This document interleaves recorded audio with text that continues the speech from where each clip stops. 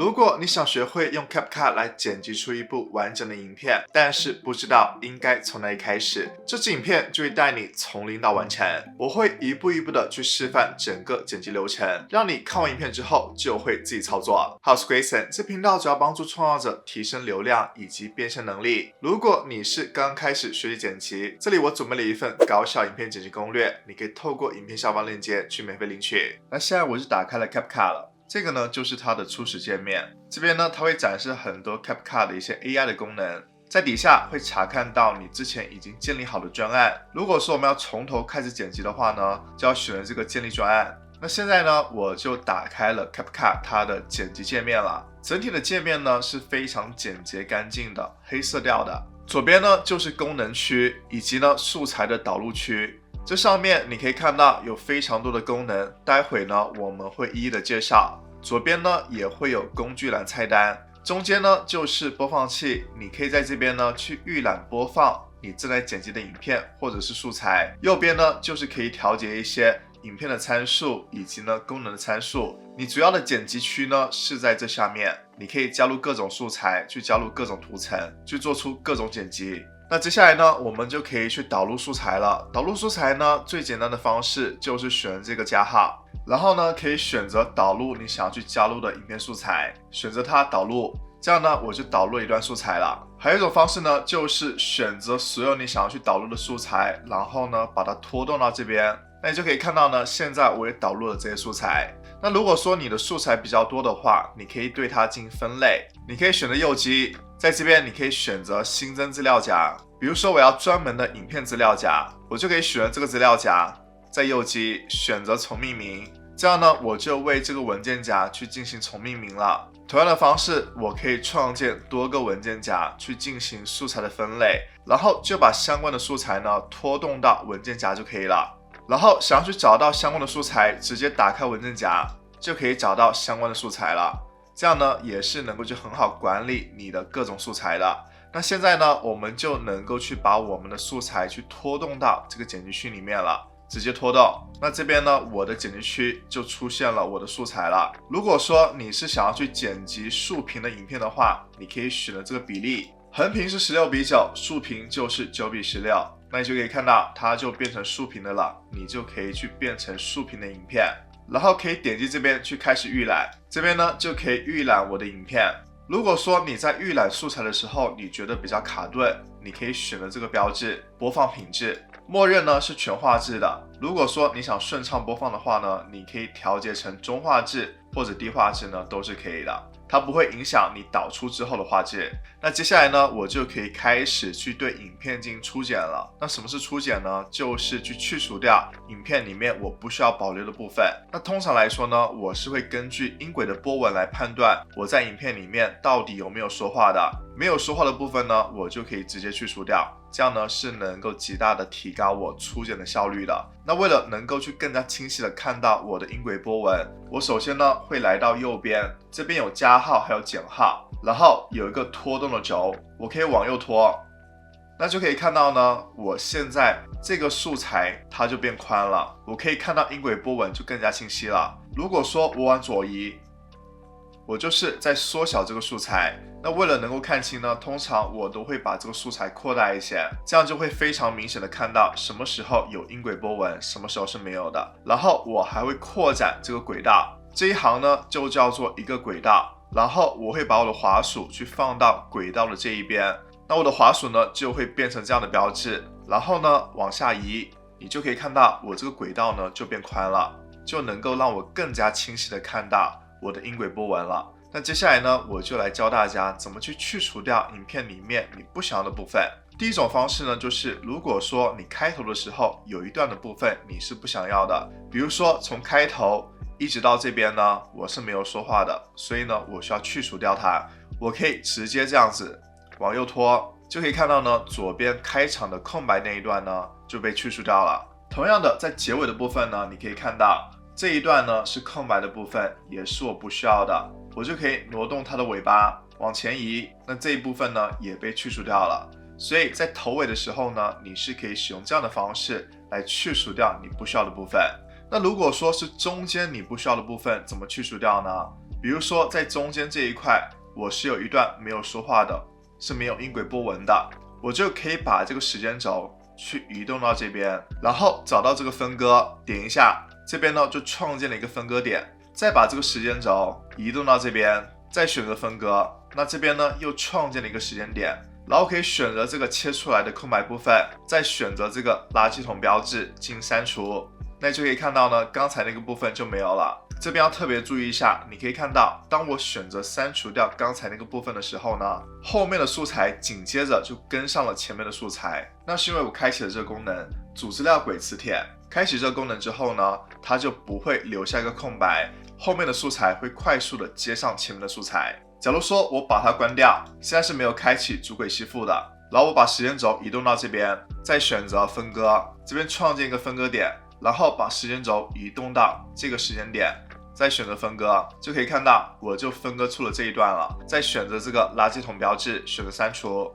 那你就可以看到呢，因为刚才我关闭了主轨磁吸，后面的素材呢就不会自动的吸附到前面的素材上面了。而当我一旦开启之后呢，你可以看到后面的素材就快速的连接到了前面的素材上面了。所以这个功能呢还是非常方便的。那接下来我再教大家另外一种更加高效的剪辑方式。那这边呢，我有一段空白的部分，我也是要去除掉了。我可以首先把时间轴去放到这一边，选择分割，然后呢，我再把时间轴去移动到这边，但是我不再选择分割了，我选择这个删除左边部分。你可以看一下，当我选择完之后呢，你就可以看到它就快速的删除掉了刚才那个空白部分了。它节省了2个步骤，一个步骤呢就是我选择创建另外一个分割点的步骤，然后一个步骤呢就是选择删除的步骤，这样呢就会提高你的效率。除了删除左边部分呢，它还有删除右边部分，所以我可以先在它停止的地方创建一个分割点，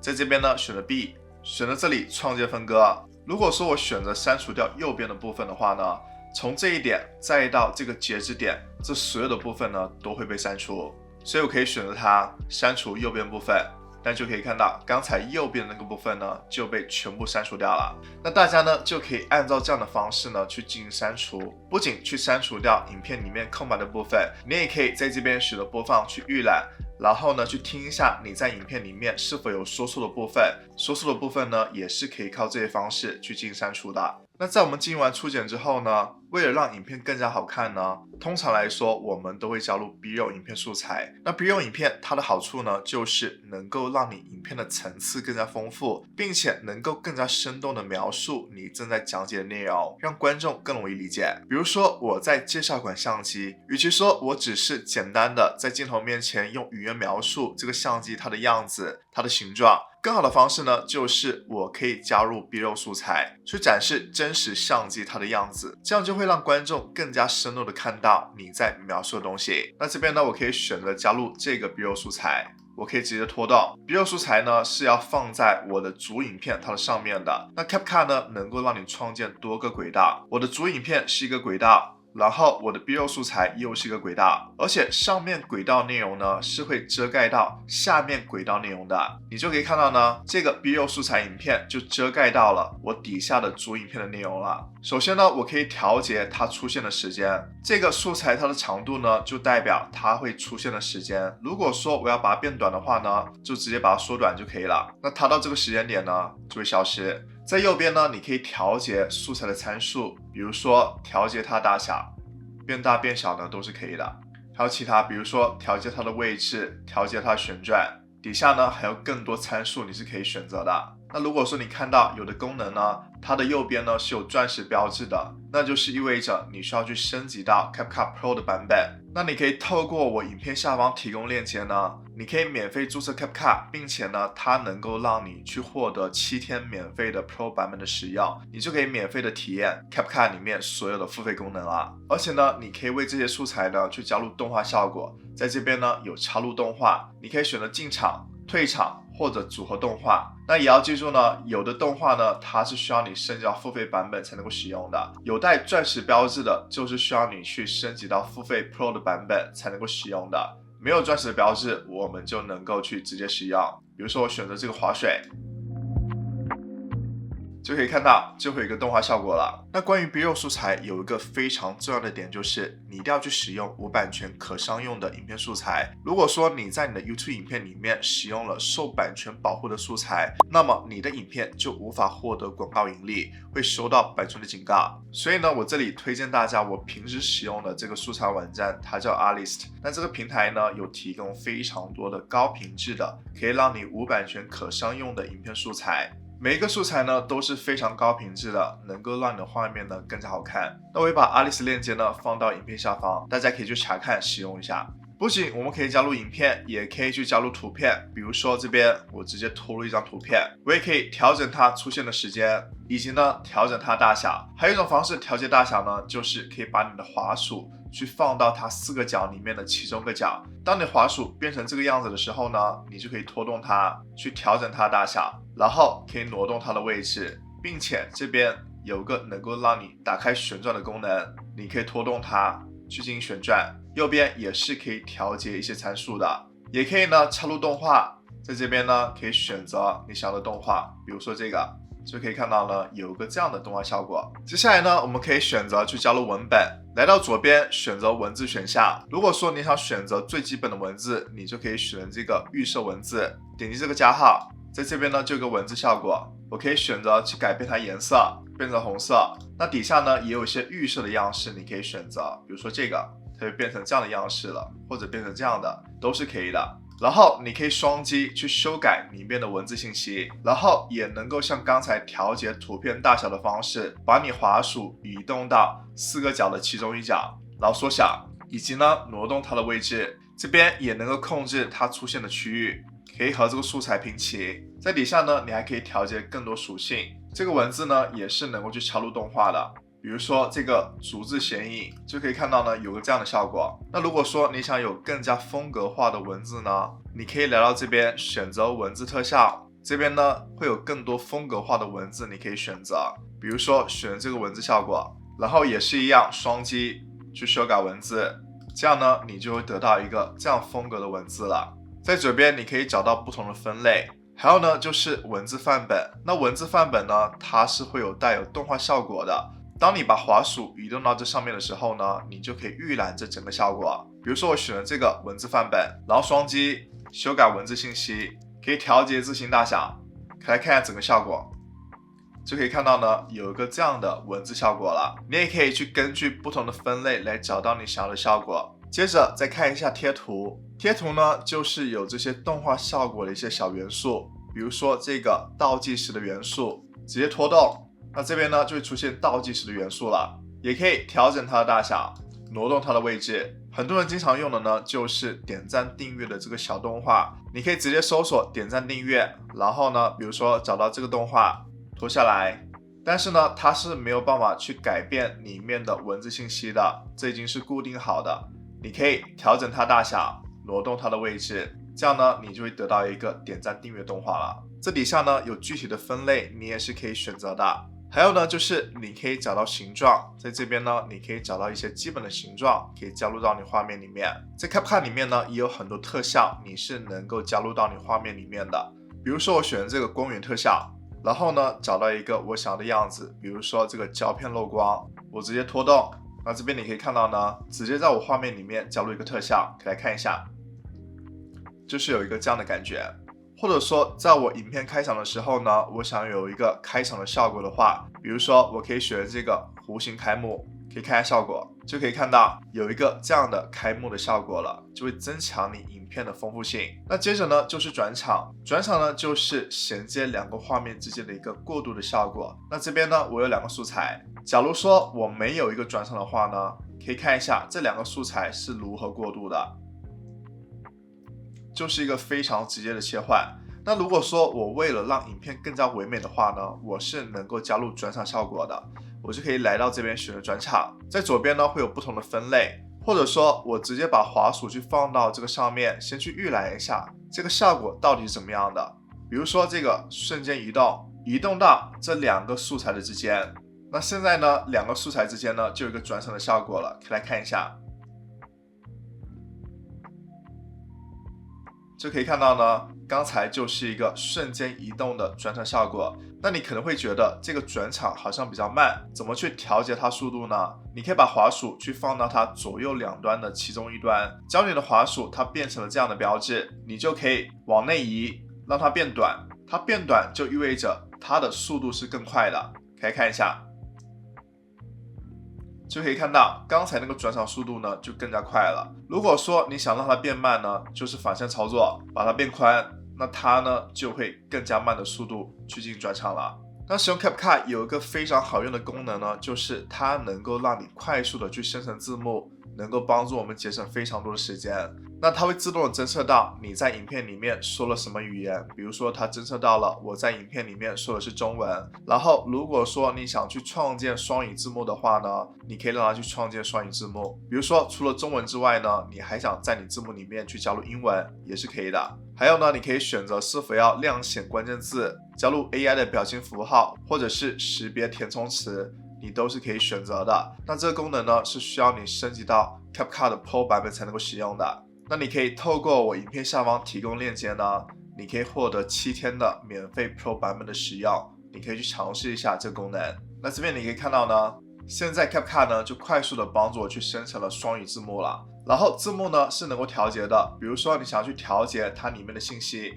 我可以调节它的样子，在这边选择，这边呢都是可以调整的。那如果说你是双语字幕的话呢，就不要两个都是背景的，尽量呢选这个比较单一的、简洁一点的，这样呢会比较好看。然后如果说你想调节你字幕里面的信息的话呢，你就是双击，然后呢去进行调整就可以了。这个功能呢还是非常方便的。在右边呢就是和调节其他文字信息一样，你可以调节一些字幕的参数都是可以的。甚至说你想把某些文字呢去转成一些语音的话呢，在这边有一个文字转语音的功能，你可以使用它里面提供的声音呢去来说这句话。接下来呢就是滤镜，滤镜呢它就是能够快速的去改变你的画面风格的。比如说我想让我的画面呢变成复古胶片的风格，直接拖动，那你就可以看到我现在画面呢就变成复古胶片的风格了。然后我可以选择这个风格要覆盖我哪些区域，比如说我就覆盖这一段的区域，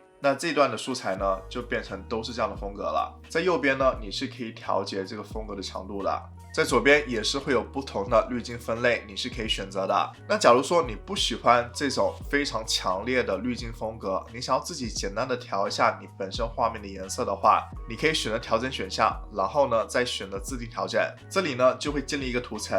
你可以把它覆盖到整部影片里面。在右边呢你就可以进行基础的调整了，比如说调节它的色温，越往左就是越冷，越往右就是越暖。你还可以调节色调、饱和度，调节它的曝光度，调节它的对比度，调节高光、暗调、白色、黑色，非常多的数值你是可以调节的。如果说你不知道如何调节颜色的话呢，它这边还有自动调整的功能，你可以让它自动帮你调节你的画面，也可以自动进行颜色搭配、颜色校正，但是这些呢都是需要你升级到 CapCut 的 Pro 版本才能够使用的。如果说你想更加细节的调节的话呢，这边还有更多的参数、曲线、色轮、遮罩呢都是能够让你去使用的。如果你主要是做短视频的话呢，在这边你可以选择范本，它里面呢会有很多短视频的范本，你是可以直接套用的。还有呢就是 AI 的虚拟替身，它这里面呢提供了很多数字人，如果说你不想真人出镜的话呢，你也可以使用这些数字人来帮助你在影片里面说话。不过呢这些都是需要你升级到 CapCut 的 Pro 版本才能够使用的。